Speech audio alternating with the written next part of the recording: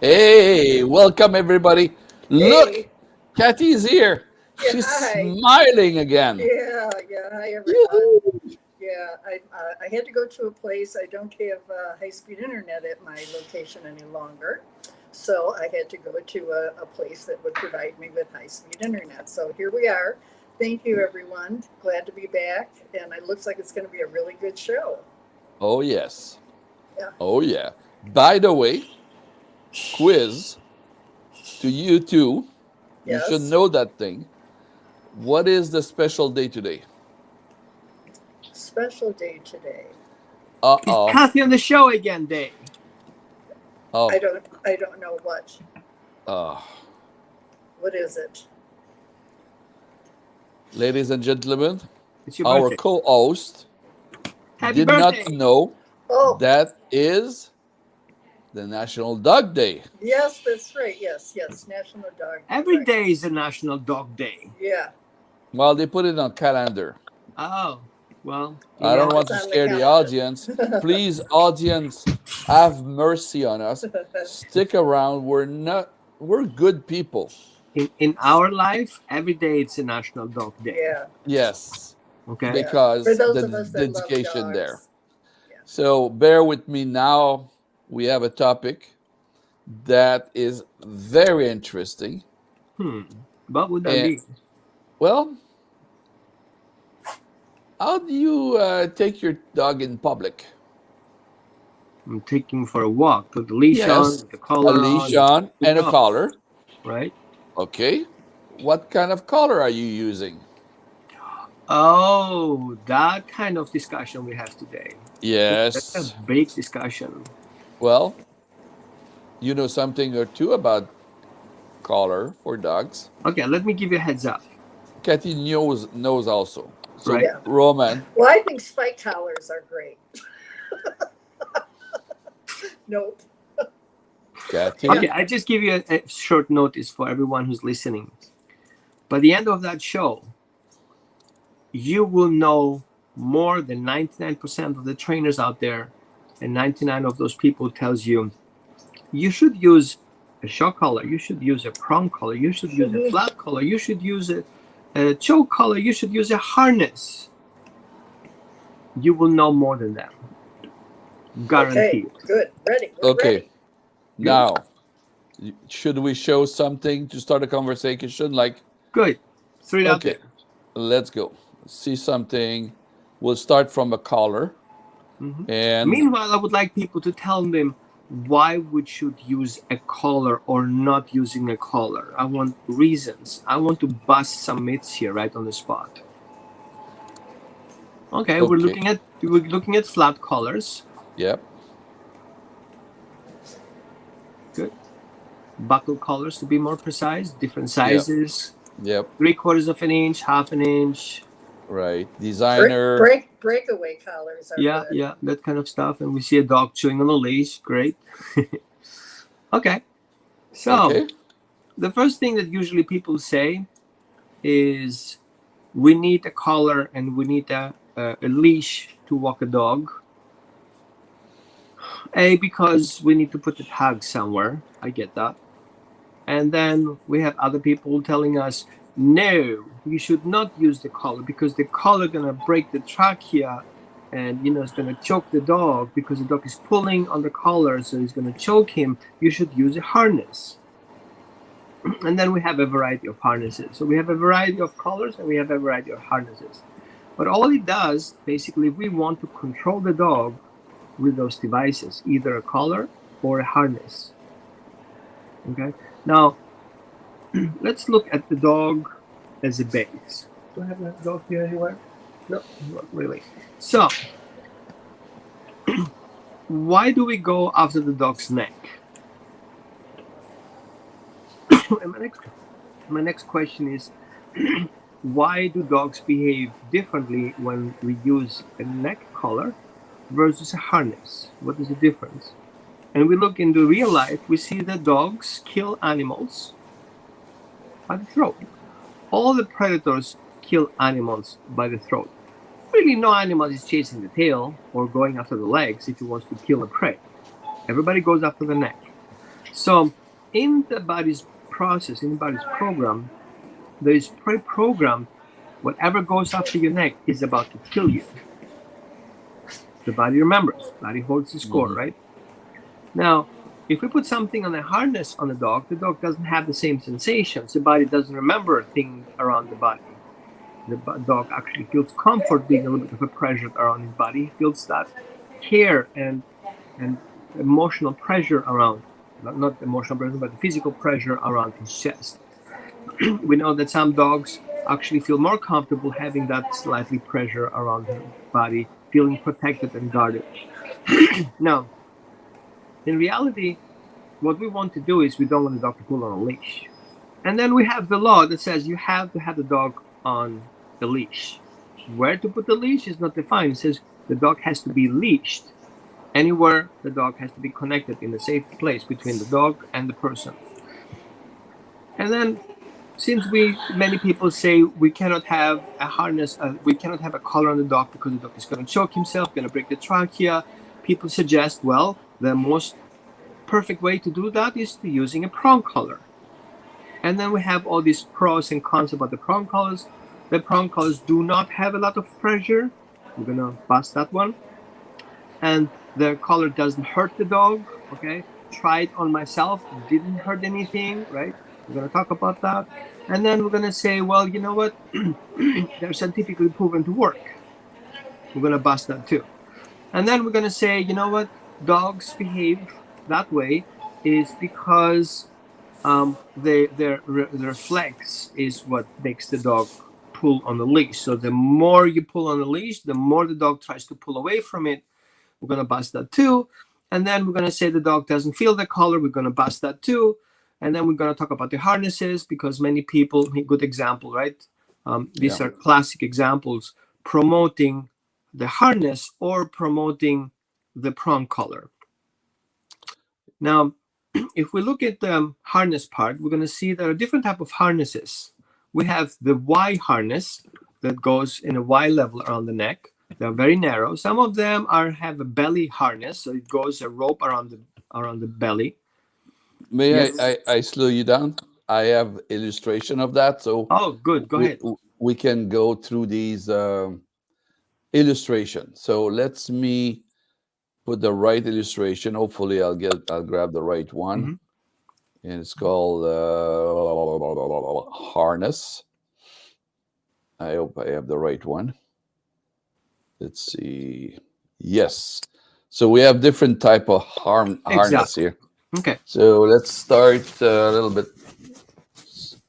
You were mentioning. Yeah. Okay. So we So have basically two type of harnesses. The one is the aversive harness, and the other one is a regular harness. The aversive right. harness is it causes a dog to not feel comfortable doing certain things because the harness activates something on the dog that the dog tries to avoid. Usually, harness as being called leash correction harnesses, easy walk, no pull harnesses, blah blah blah. All they do is make the walk uncomfortable for the dog if he pulls on the leash. Okay. Okay, and then we have beside the neck and the harnesses and the neck collars and the harnesses, we have also the halties that goes on the muzzle like horses do. So that's another issue that we need to work for. So if we choose a harness, for example, what we need to look for is the pressure points of that harness. Where does the harness attach to the dogs, and what causes the dog to discomfort, to not pull on the leash, for example. So many harnesses go around the shoulders of the dog and they attach on the front. And so if the dog tries to pull, it pushes the harness together and closes that. So the middle dog, the brown dog, has basically a Y harness. Okay. Now some harnesses, as you pull the dog from the top, the harness is ties up. And the way it ties up, it makes a little bit more pressure around the body's chest. So it creates a discomfort. Now, that harness that you see on the brown dog is a good harness, which I would not recommend, however, because the way it's assembled, there are all these metal pieces, they're causing pressure points on the dog. Now, you have to imagine that a dog has much more sensitive skin than a human has. To be more precise, the thickness of the dog is 3 to 5 cells thick on his epidermis, while the humans are 10 to 15 cells thick on the epidermis. So, yes. I have an illustration. If you give me the time to get there, I will share that with our audience. Mhm. Where is this? Right here. Should be the right one. I'm being quiet because there's a lot of noise going on in the background. Whoop, here it is. Whoops. Vet West. It's come from Vet West, obviously. Okay. I tried to get this. I did a rehearsal and everything was fine. Now I have this line in there. Book online. Okay. Okay, let's me try to get this. Get rid of that. No. That's not what I'm looking for. Do you see the picture with the air now? Yep. Okay, so unfortunately the bar there prevent me from showing you the image. Okay. Let's me see here. Do that. Okay, let's me change. I have another. Yeah, you got this. I have another illustration. Please bear with me. I'm the operator on this side of the planet, and it's called Pet Library. Let me find the Pet Library, and that should be this one here. Here we are. Now we have a better illustration. So, on the left side is a canine skin, right? And on the right side, how thin the epidermis is, and the epidermis is basically the protection over the sensory system of the dog. Okay. Mm-hmm. Now the human skin is much thicker. Now the dog doesn't have such a thick skin because he has a lot of coat. Yes. Now when we put a prong collar on, for example, there is less a buffer between the top of the skin and the sensory that is underneath. Yep. Okay. So if we put a prong collar on ourselves, we will not feel the same way as the dog feels it. Plus, the dog has much more sensitive skin sensors than we have as a predator. It has so many sensories. The sensories to right and left, up and down, in and out, and temperatures. All these sensors are under the dog's skin. So if we make a screenshot of the dogs where the most sensors are around the skin, it's around the neck. They are exactly where we put the harness on or the prong collar, because everything attaches here around that area. So I want to be very careful of those statements. So we know from science that when we have such a sensitive skin around the neck, the body protects himself. So everything that he senses there, the body goes into a survival response. So the reason why the collar works around the dog's neck and avoids the pushing and pulling against it is because his body is going into survival response and tries to avoid the pressure. Yes, we have an illustration here. Let's me try to have this going. This should disappear. I don't know what's going on today. Mm-hmm. So the dog in the middle, the illustration in the middle, this is what we try to showcase here. I don't know.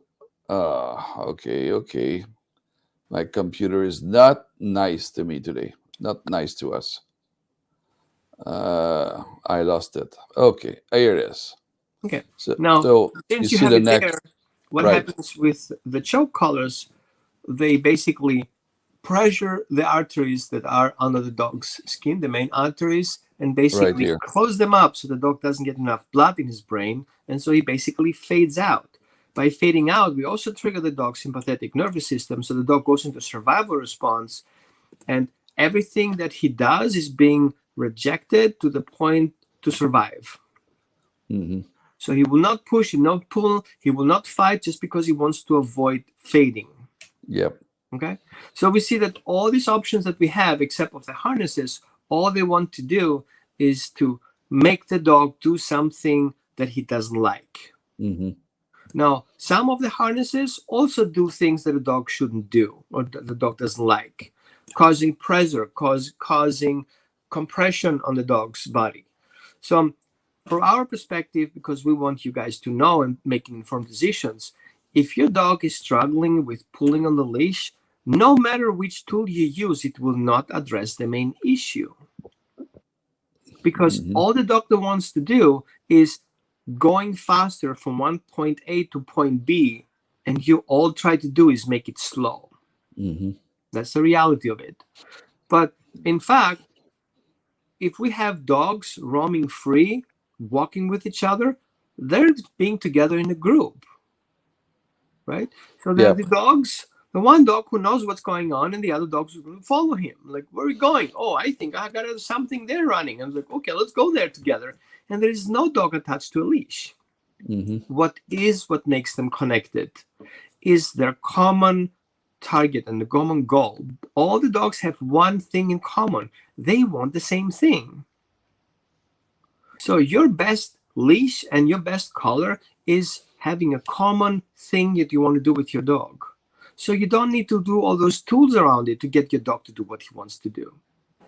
So if the dog learns that you and him will have fun going out for a walk, all you have to teach him is, where are we going? We will have fun. Yeah. And your dog is like, okay, let's do that. And they just want to follow you no matter Right. what. They just And want to then be there we with have a you. relationship thing going on. You and me are going there. But if you want to go alone, I will not be part of it. So if you and me want to go there, then we have to go together. So what we see is we have to have a sense of we. So dogs have a sense of self. He knows that he needs something.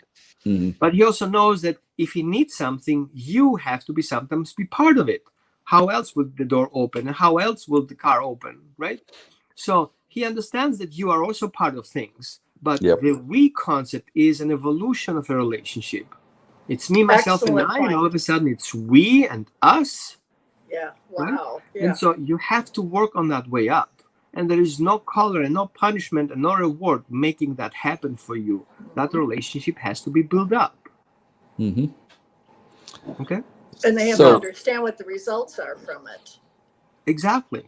Now, of course, dogs are born to move freely. And what we put in on restrictions, the dog has to understand that the restrictions are beneficial for what the dog wants to do. Because we have a legal system, we have roads, we have an environment that is unfriendly to dogs. So we basically protect the dog of this environment. But the way we protect the dog of this environment should not be harmful to the dog. It defeats the purpose. Right. Okay? So let me give you an example where most people fall for it. People say the prong collar, for example, causes less pressure on the skin. Let's run some numbers. A 40-inch collar that is 1 inch wide, okay? And then we use a prong collar who has 18 prongs on those 14-inch. Now, if we calculate the surface pressure, we're not calculating the dimension of the collar, of the prong collar, but we actually have to measure the individual pressure of each individual prong on the skin. So we have 0.005 square inch per prong, and we have 0.09 square inch per flat collar. So if I would put on a 0.005 inch 1 pound of force, and I would put on 0.09 inch 1 pound of force, which one will penetrate the skin? The prong. It's classic mathematics. Okay? Is that tell you how much on the pressure point, how much pound per square inch? Well, it The depends really on equivalent. the dog, how heavy the dog is, Yeah. and how much force he uses to push against the prong. And it depends also on the person. So to run actually some numbers, we usually talk about 0.36 pounds per square inch. 0.36, you said? Yeah. So Okay. for a 40-pound dog, and he's pulling about 12 pounds force, it would be about 5 pounds spread over 14 square inches on a flat collar, Hmm. to give you kind of a number. Right. Okay. So the statement that a prong collar causes less pressure on the neck is a It's lie. no. It's make no Okay. sense. And it's also a lie that says, well, you're going to collapse the trachea.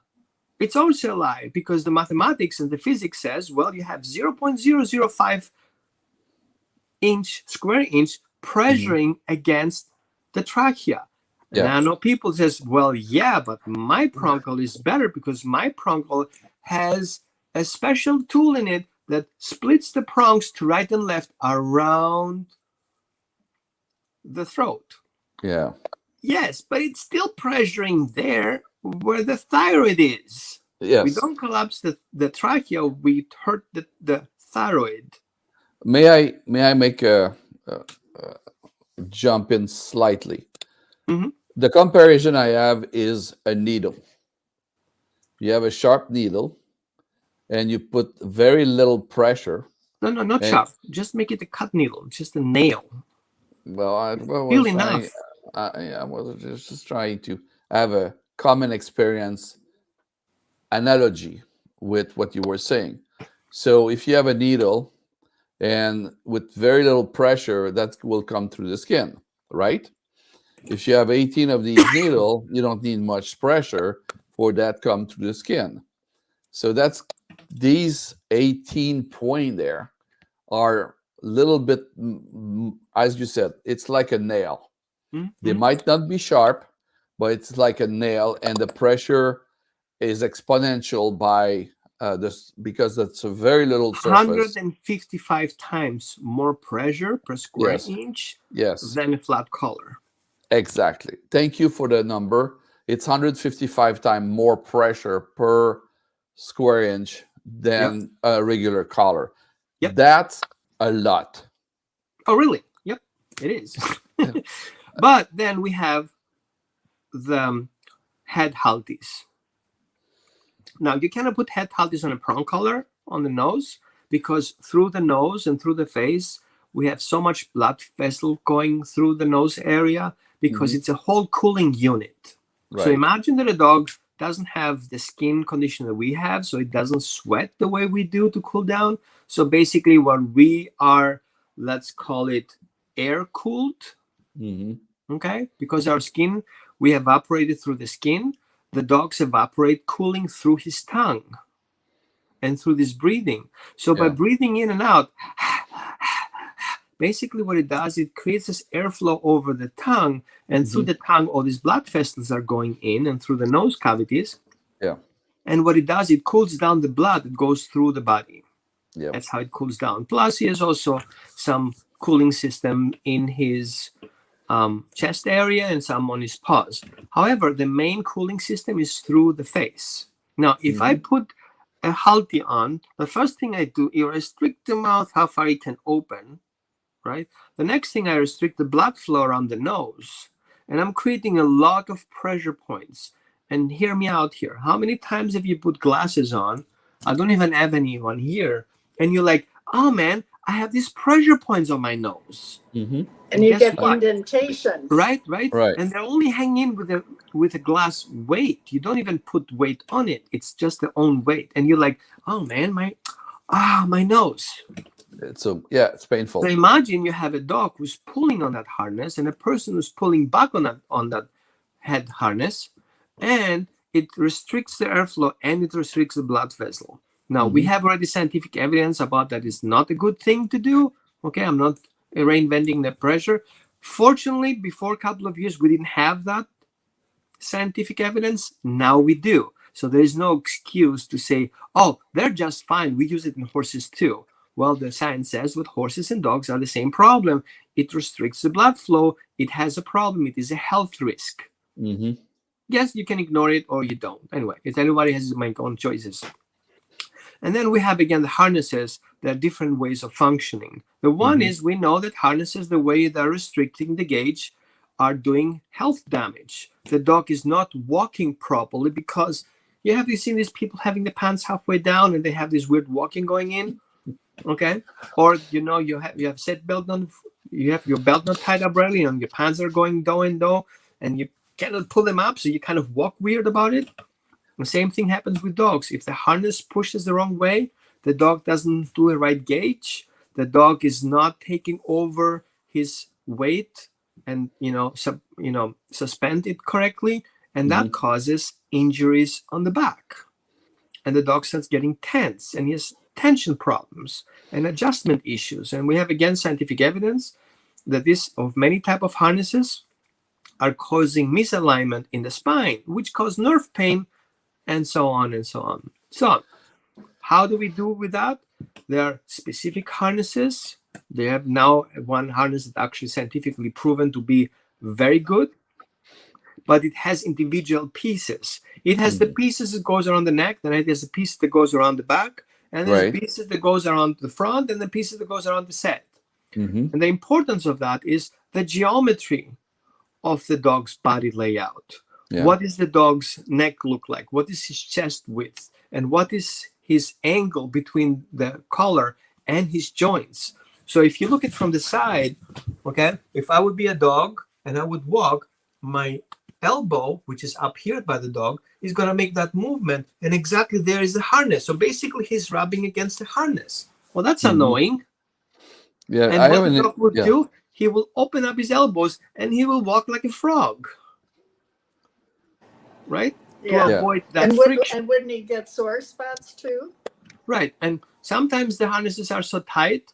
That is a good harness, but it's not a safe harness. The one is in the front because it pressures against that on the front, right? Okay, which The second one? harness is better, but Which this one? particular harness, the red one, The for red that one. particular dog would be too close to the joints and too close to that radius that that joint is moving back and forth. So you want that to be over here.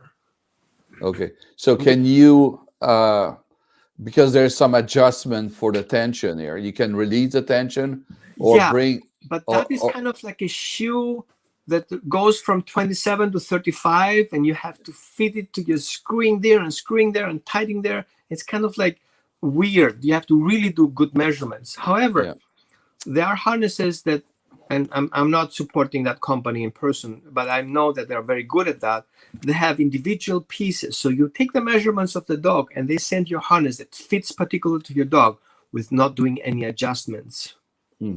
It's one harness that fits your dog, period. And then you have a micro adjustments to, to adjust a few things, inaccuracies. But it's important that we have a harness that fits the dog and not us as a purpose.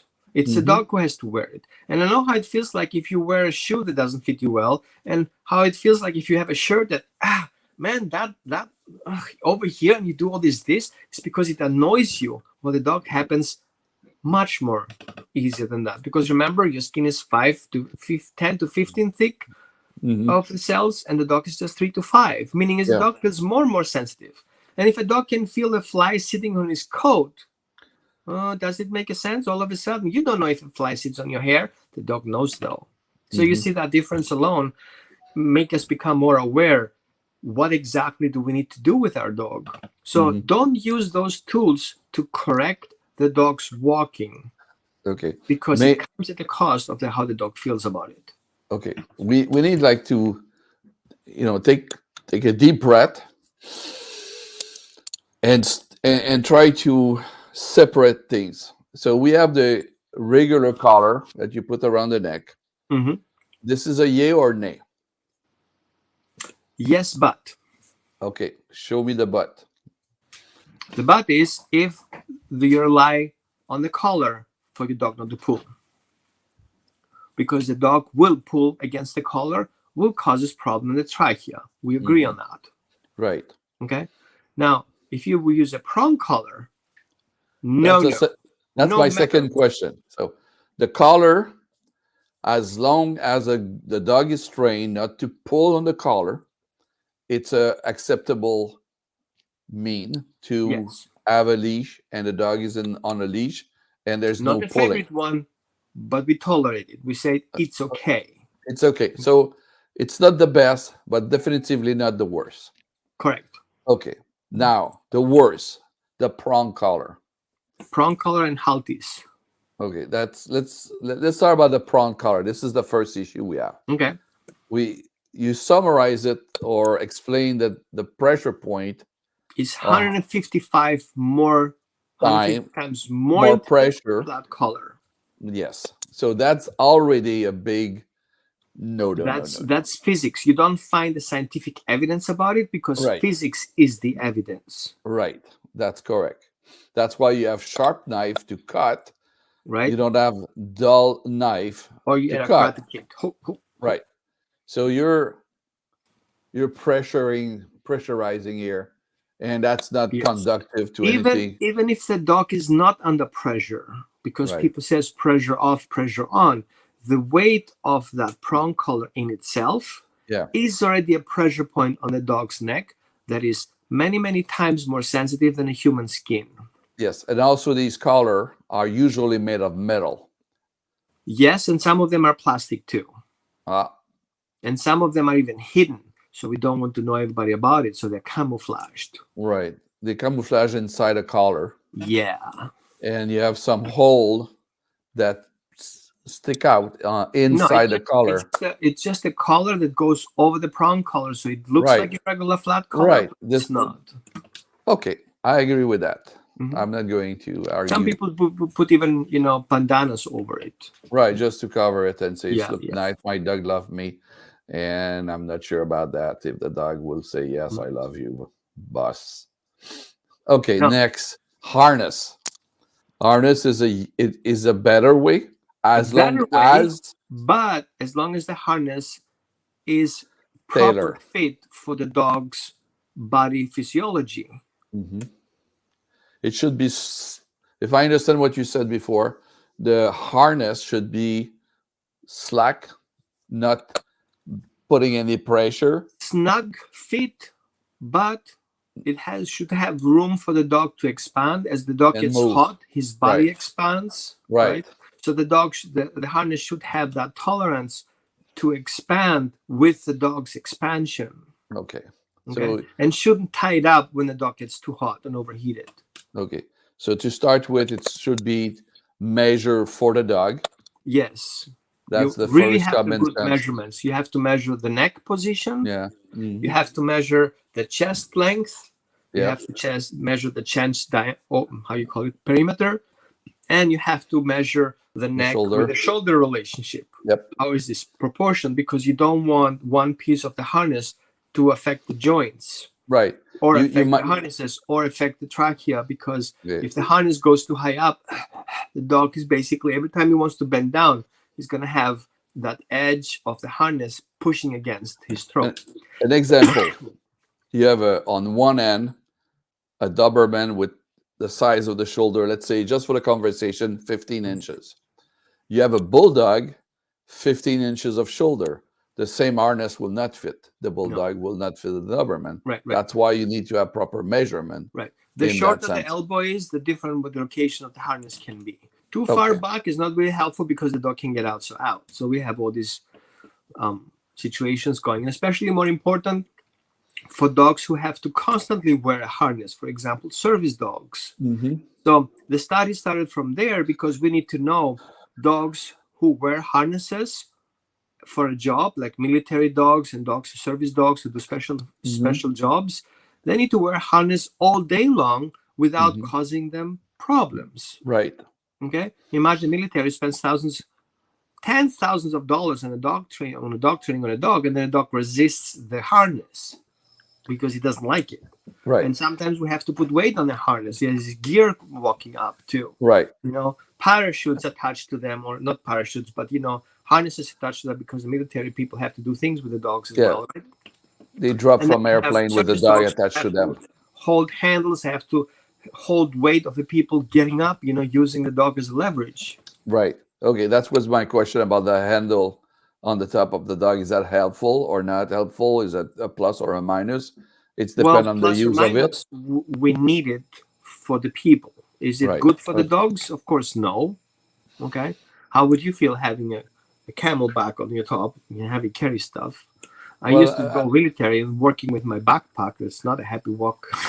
No, I'm not talking about putting weight. I'm just talking about a handle you might have on the top of the harness. I Right. saw a very small dog with a harness, and the owner grab the handle and pull the dog off and say, "Yoo-hoo," this way, and bring the dog in the car. So who knows? Yeah. Well, we have also support harnesses. You mentioned it, right?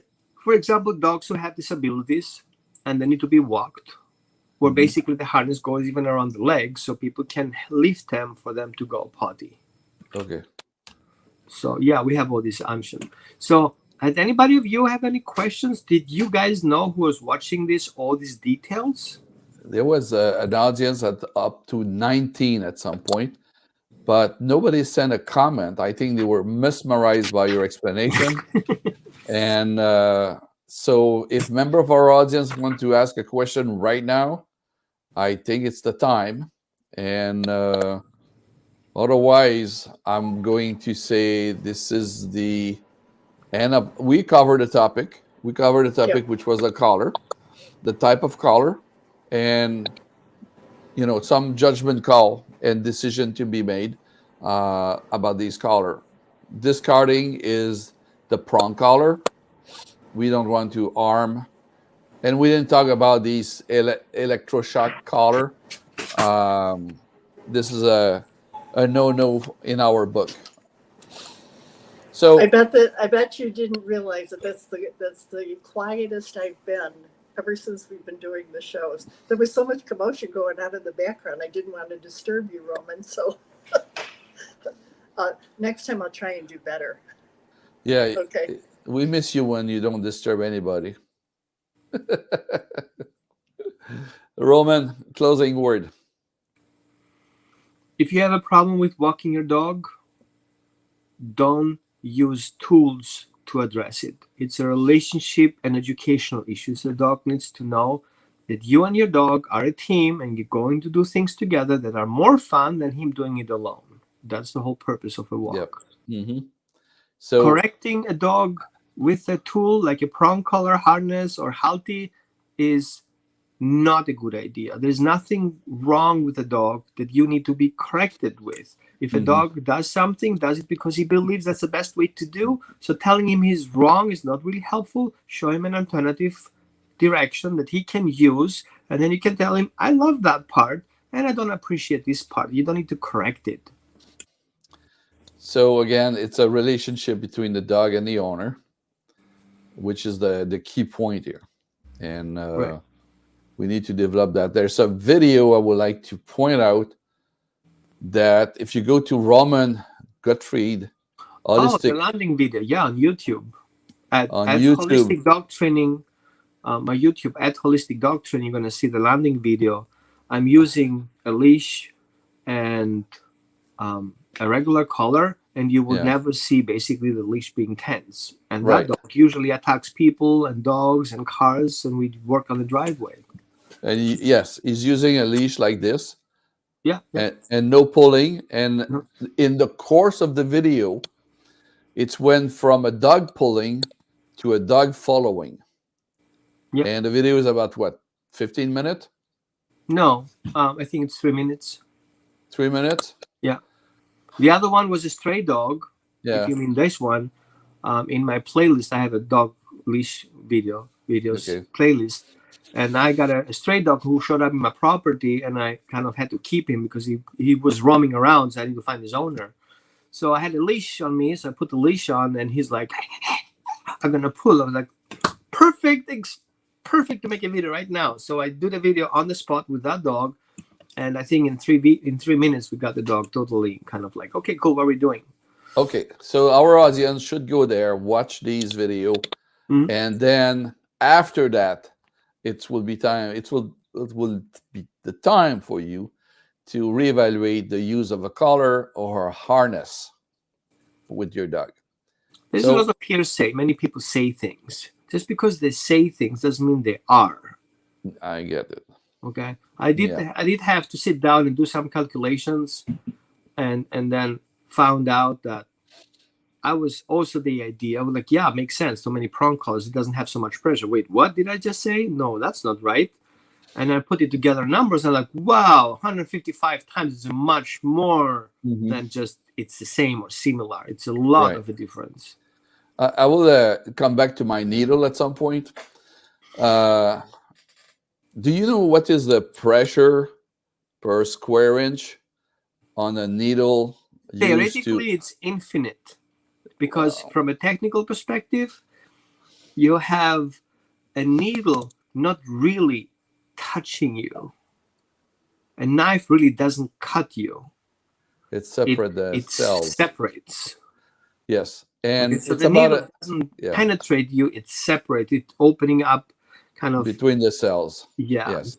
Well, nevertheless, going back to the physics of Newton, the pressure of a needle on the tip of a finger, if I can put my finger in the right place, the pressure there can be the equivalent of a 1 ton per square inch, 2,000 pound per square inch. On this word, choke collar, not good. We don't want to apply any kind of pressure of that magnitude on a dog. Right, right. So And the width of the collar does make a difference, because too wide of a collar creates restrictions on the neck. right, Too heavy collars, like chain collars, create pressures on the vagus nerve, and so we Right. have headaches and other issues coming up. And I would try to stick with a harness that doesn't have pressure points. right. Okay, all these restricting things have to be conditioned. Mm-hmm. No matter what you do, you just don't put a harness on the dog and have him figure it out, right? So you have to come into experience and tell the dog, hey, by using that, we will do this. And I also, I know many people says, well, my dog loves the prong collar. That's my favorite one, because they don't understand the difference between primary reinforcer and secondary reinforcer.